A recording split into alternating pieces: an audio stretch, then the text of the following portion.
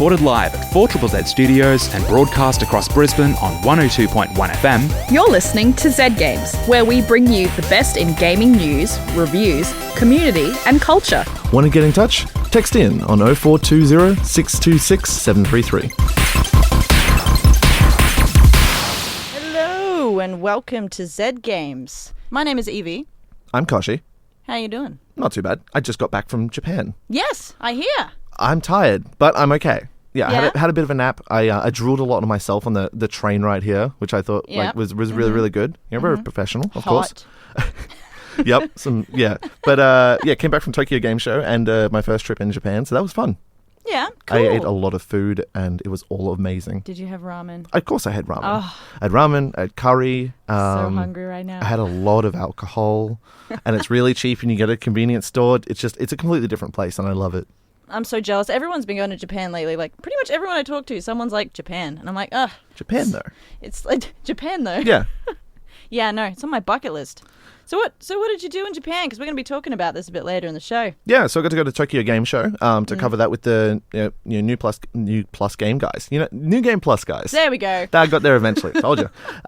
So yeah, I was able to go there. We checked out a bunch of games, the show floors. If you've been to any of the expos, like in Australia, like PAX Australia, it's kind of like that. Mostly just focused on games. But more games that are focused on the niche in Western market, but becomes its whole thing in Tokyo and Japan. Does it just have Japanese games or is it? Mostly, yes. Okay. They've got like stuff from the big ones like Square Enix, like all the JRPGs, like Koei Tecmo is there, like Yeah. they have Neo 2. I think so Cyberpunk 2077 was there as well, which everyone is just super hyped for, which is really good. Monster Hunter is a big thing over in Japan, which is amazing for me because Iceborne just came out and I haven't played it yet. I really want to play it. And they had this big like statue of the dragon, like the main dragon in it. Oh my god. It's just, That's exciting. it's a totally different dynamic there. Meanwhile, I'm over here. Trying to do things. Hey, look, I got a Nintendo Switch over the weekend. You got a Switch? I will be talking about later in the show as well. I'm going to give some of my feedback on how I'm finding it. Yep. Because it's great. It's awesome. It is awesome. Yeah. We're also going to be listening to some news and catching up on what's been happening. I really need to catch up. Since you and Jack and all the fun people here have been out, so... Yeah, on our little gallivanting holiday. Yeah, on your little gallery. Anyway, on that note, let's go to the news. This week in gaming news, EA established the Healthy Communities Player Council to help combat against online bullying. The group has been formed as part of the Building Healthy Communities work, which tries to find ways to eliminate online toxicity in games.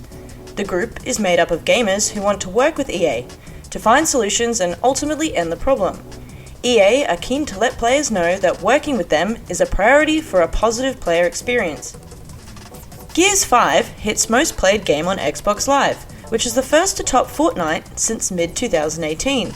Even big-name titles such as Call of Duty Black Ops 4, Forza Horizon 4, and Red Dead Redemption 2 were released during the time Fortnite has topped the charts, however none of them were able to knock the game from the top spot on release until now.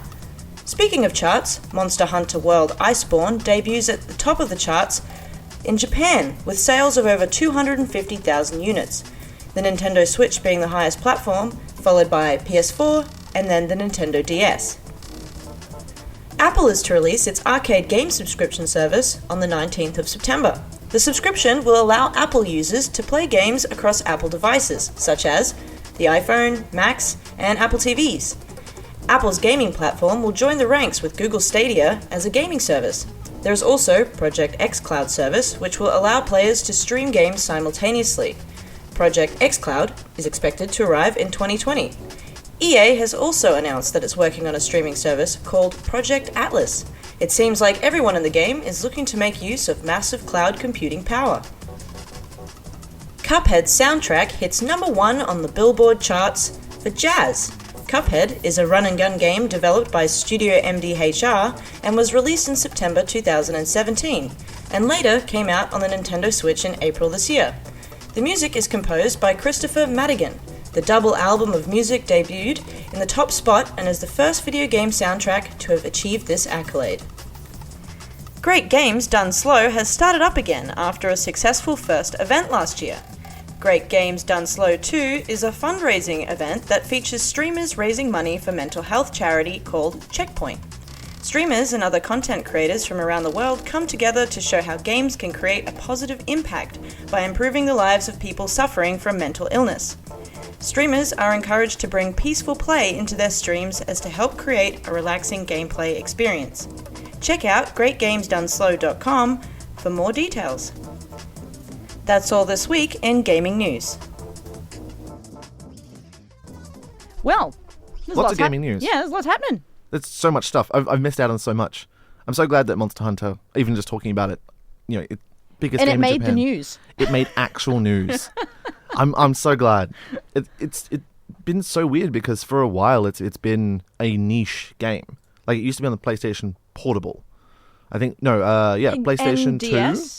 It did go to a Nintendo DS, Yeah. I think, or I never played that one because I didn't have a Nintendo DS. I got it on the DS. I sort of struggled with it a little bit there, probably because I wasn't super into the Nintendo DS as much as I tried so hard to. Yeah. When you actually mentioned Monster Hunter at the beginning, I was like, yeah, I know that it made like record-making sales or something in Japan. So Yeah, it's a big deal. Like they have, you get off the train in one of the big stations, and you just expect to see Monster Hunter advertisements like on the wall. Yeah. Like as you go through, It's I'm just like, everywhere. They're so weird to me. Like compared to It's also in like Australia. I'm pretty sure it's really big. What 250,000 units?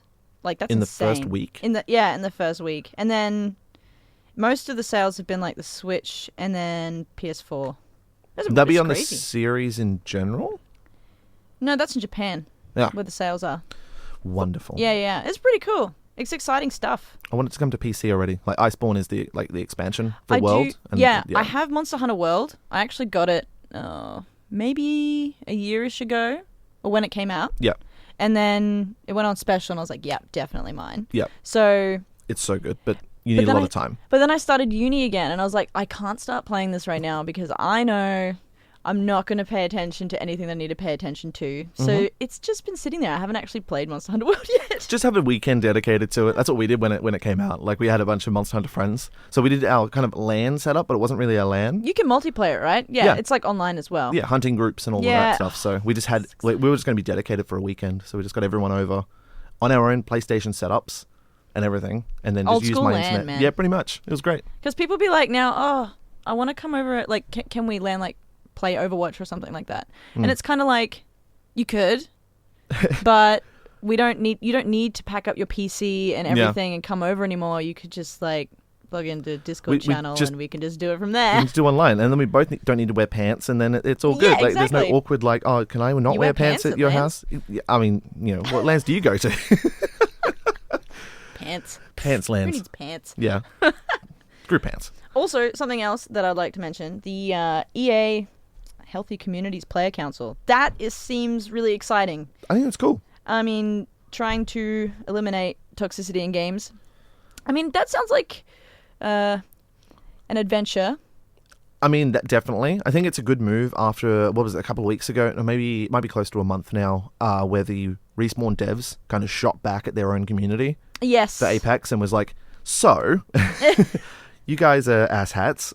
Yeah. And then, now that this is happening, I mean, I know it's Respawn and EA, but they're kind of linked a little bit. I think it's a good move in the right direction. It is a good move. I just think, like, especially as a white male gamer. Sorry, Kosh. Thank you. Just keep the trends going, Non-white, it's fine. straight male gamer. I'm okay with this. You're the minority here today. Yeah, because of that, and if you're not in that bracket or that category of person, it can be a really toxic place, especially online games. Obviously, campaign on your own, it's obviously a lot more chill. Oh yeah, but online gaming, it can be a really brutal place. Oh yeah, Yeah. toxicity is just terrible. Like Yeah. it's something that I kind of saw a little bit of over in TGS, like a little bit. We did the games there, and you don't see that as much because shooters and the games that would maybe have more of this toxic online community aren't prevalent over there. Like I lined up for Call of Duty Modern Warfare, the new one to come out like next month. Yeah. The line was 7 people deep. Oh wow. And I was like, is there another line somewhere to, like, he's like, no, like, there's 8 setups here and you've got Wait 7 your people wait. turn. You'll literally be in the next room. I went, okay, cool. Like, Wow. it's compared to you're over here in PAX Australia or, or E3 or something like that, and the line is out the door. Like, you're waiting 2 hours to get on a console. Wow. It's just this massive shift in community, which I think would relate to the communities as well. It's interesting how different countries have different things, you know? Yeah, we're all different people. Who would have thought? Who would have thought? Getting deep and meaningful here. I know. Also, let's talk about Tokyo. Tokyo Games Expo, yeah? Tokyo Game Show. Game Show. TGS. You know, I pay attention. I mean, we try. Yeah, so I was able to go over there with New Game Plus, as I said. I was really surprised about how different it was. Like, the setup that they had is just way bigger. Like, I think it's based off, like, the population difference as well. Like, in Australia, I'm trying to compare it to something like PAX Australia. Like, that's our biggest conference. And that may have, like, I don't know the numbers, but I think it's like 50 to 60,000 people will show up over the weekend. Whoa. Yeah. Apparently, in Tokyo Game Show, for the 2 days that it's on for the public, they have over 200,000 people that go. Wow.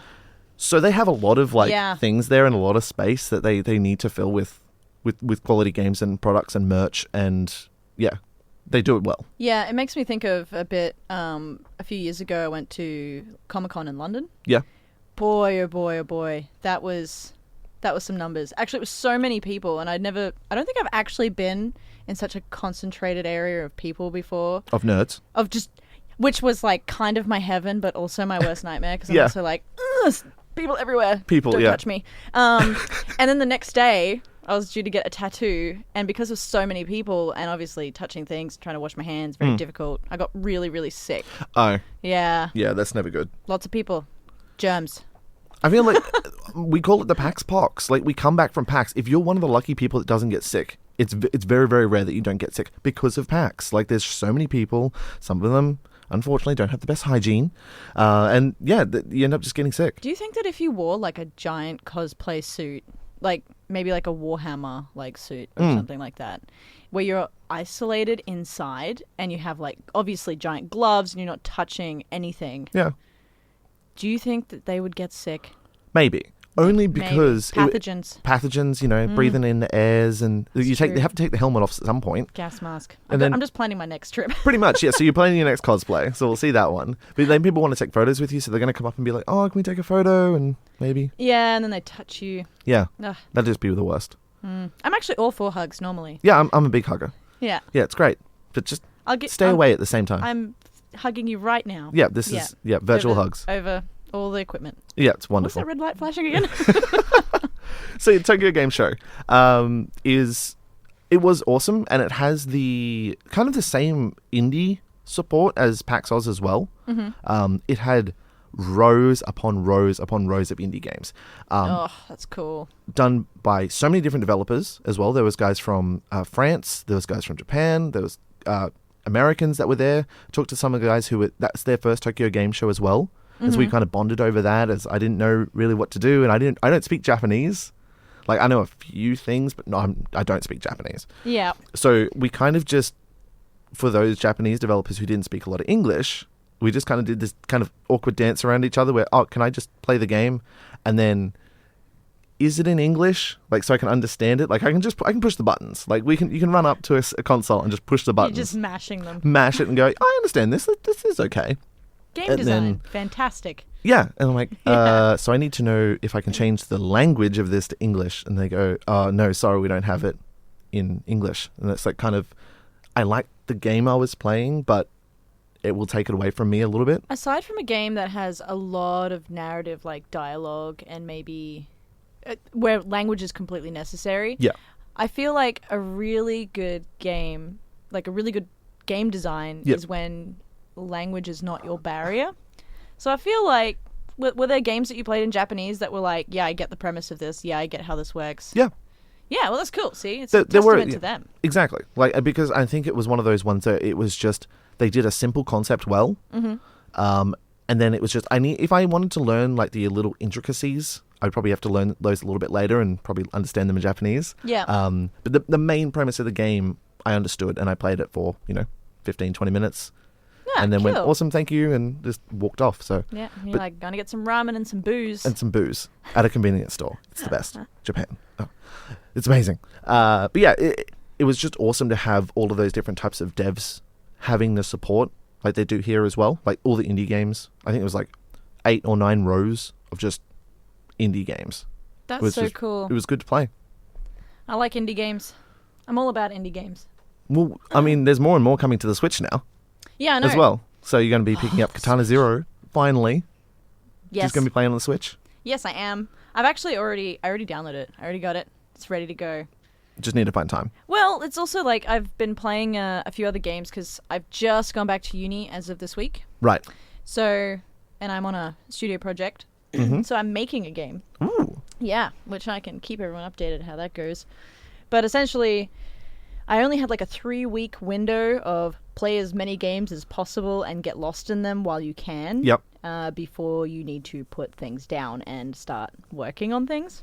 So I've just figured out my whole life revolves around making games, talking about games, and playing games, which is pretty great. I was going to say, there's worse lives to live. I just need more money from all of these things. Yeah. And then I'd be set, you know? just pay me. Just someone pay me. Pay me. Jack, I know where you are in Japan, buddy. Yeah.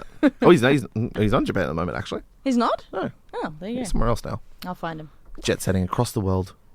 Jet setting. Jet setting. Typical Jack. Yep. Anyway, I was like, I'm going to study games because, like, I guess I'm not really sure where to put my creative abilities into, whether it be music or animation or whatever. And then I was like, I'll pick games. And I get into games and I'm like, cool, games are all the things Yeah. in one. Yeah. They're like, okay, so did you want to do hard mode? Yeah, here's hard mode, because it's all of it. It's all the things. So you know how you wanted to just do music, Evie? Yeah, well, that's one element. Yeah. Games are big. Yeah, they're huge, especially... obviously, making World of Warcraft is probably a bit extravagant for like an indie dev, but Yeah. little things, like sweet little things, are really important, which is why I like music from indie games and stuff like Katana Zero, right? Yeah. It's not a huge game. As you were telling me before, someone could speed run it in 17 minutes. Like Yeah. that's crazy. It's amazing. And I watched it in complete awe. I'm like, I can do this in a lunch break. Sweet. And then you go to play it and you're like, I cannot do this. I can do one level in a lunch break. Sweet. I'm the best at this. But it's so much fun. Yeah.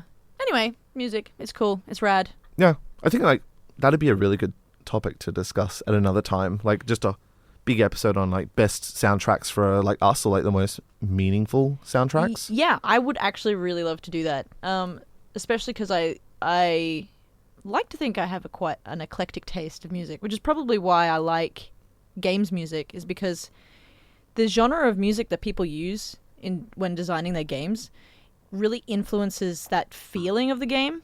Yeah. So like you said about Cuphead earlier to me, about how those jazz sounds with the game actually makes the game so full, so rich, and so engaging. Yeah. Even though the game can be really difficult and in some parts quite frustrating. Oh yeah. So it's cool. I like that people get to experiment composing music for games. And then we get to listen to them on Yeah. Zed Games. I mean, it's an interactive medium, so you get to interact with music. I mean, the other thing is, soon I will have a review for Horizon Zero Dawn. But Oh, okay. some of the music for that is actually super fascinating, and something one of the composers said, and I cannot remember his name right now, but he was talking about how building suspense and triggering events in games. So like, you're about to enter like have an encounter with like an enemy or an NPC in game, and then that therefore triggers a sound effect or triggers a small 1-minute loop or piece of music. That's actually like really interesting that you look at different scenes and you look at different environments and you go, okay, what kind of music represents this suspense or this experience or this tranquil experience, and having music that reflects all that. It's all very subconscious and all interwoven. It's really beautiful. But when you're creating it, it's like, okay, so what instruments can you use to like create that experience? Like, all classical style. Yeah. Like you can do it instrumentally, or, trap remixes. Oh, a trap remix. Yeah, that works too. The The composer, Joris de Man, I think, is Dutch composer. So Yes, it might be yes. Joris. It might be yours. Yes, this guy. Joris de Man. Yeah. He is de Man. Joris Martendeman. Maybe it's Joris. I don't. Maybe they call him Martin. We're Australian. We don't know how to talk properly. Okay, his name is Joris. We'll call him Joris. Thanks, Joris. I was reading an article where he was also talking about those three pinnacles of music when it comes to making a big game such as Horizon Zero Dawn, because that was made over 7 years, might I add. It was a 7-year production. Just a little bit. Yeah, which is crazy. And he was talking about, having music that depicts a new world, so like that depicts the storyline in that narrative, and then having music that talks about the Nora, or the people of this particular village that you start out with as when you play Aloy, the main character. Mm-hmm. So music that depicts that area, but also music that reflects different natural environments, because you explore an open world which happens to consist of like forest, and then there's deserts, and then there's just open plains. So like having music that reflects what you see in game and how it's composed, and like that's insane. Like that reminds me of like the old what is it, the Banjo-Kazooie, or like the olden style RPG stuff, where the different musics. Like when you went to the water level, it had like a certain theme of music. And then we went to the ice level and the lava level and the desert level. They all had like certain themes of music. There'll be like different string instruments and stuff like that. If you're not so much someone that likes to analyze games and dissect them the way that we do here at Zed Games sometimes. Apparently, yeah. You, as a regular player, you probably don't notice the actual impact that a lot of that music has on your experience playing. It can be very subtle, and it's just like little shifts. Maybe even like just the pitch of something in a piece of music can actually create a sense of fear or a sense of suspense, which can draw you closer to fighting a major boss in the game. Yeah. Or maybe there's like a suspenseful moment in narrative where the music is actually really important for that. Also music when it comes to the reward system, for example, like you just beat the boss, so there'd be like a ding, like a reward sound that makes you happy in your head, I just remember the Dark Souls, right? You're jumping in, and then the music, you could feel the change, and then the boss comes up, and you're like, oh no, everything's gone, I'm screwed. Health bar pops up and everything, and then it was that music shift that actually started everything, and then it's all over. Yeah. And then it's all over, and then you die, and then you start all over again. And then there'd be a different soundtrack to say that you failed the first time. No, I'm kidding. Imagine getting like a different soundtrack or a different death sound every single time you died. Like you died 77 times. You know what? That sounds amazing. Do it. I'm gonna make a mental note of that. Sweet. Because that sounds sick. Talking about games and making games here at Zed Games. We got a bit carried away with talking about game music, but I nearly said gay music. Well, Okay, so the Nintendo Switch is what I was originally going to talk about, and I got carried away. I love the Switch. It's so good. And I'm going to explain maybe a couple of reasons why. One, it is extremely multi-purpose. Yeah. Like, there are so many different ways you can use this thing. So you didn't get the Lite, which is coming out, or it's about to be coming. It's about to be out? Very soon to be released. Yeah. So you got the full gamer mode one. I'm a gamer. Yep. Yes. Good to be a gamer. Yeah. Cool. Not to say that having the Lite is not a gamer either. It's just more of a portable use than a console and portable use. Yeah.